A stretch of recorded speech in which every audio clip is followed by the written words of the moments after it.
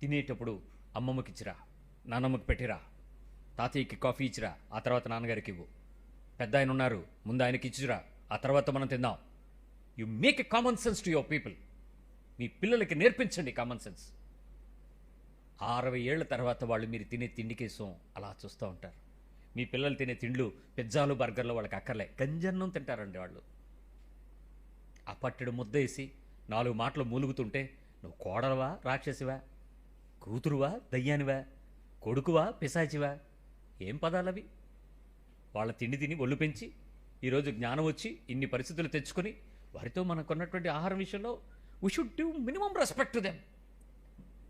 వాళ్ళు అభిమానం చంపుకొని కొన్నిసార్లు ఉంటారు తప్ప వాళ్ళకి అదే గనక ఇలా వదిలేశారంటే రోడ్డు మీదకి వెళ్ళి వాళ్ళు తిరిగి అదే ప్రయాసపడి వాళ్ళు బతికేయగలరు. But still they have the respect you. నా పిల్లలు బాధపడతారు.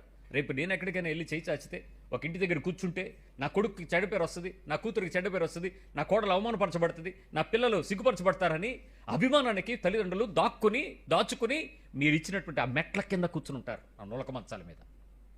చెప్పుకోలేక కాదు, పంచాయతీలకు వెళ్ళి రోడ్ల మీద నిలబడలేక కాదు, మీకున్నంత సంస్కారం వాళ్ళకి ఇంకా ఎక్కువ ఉంది.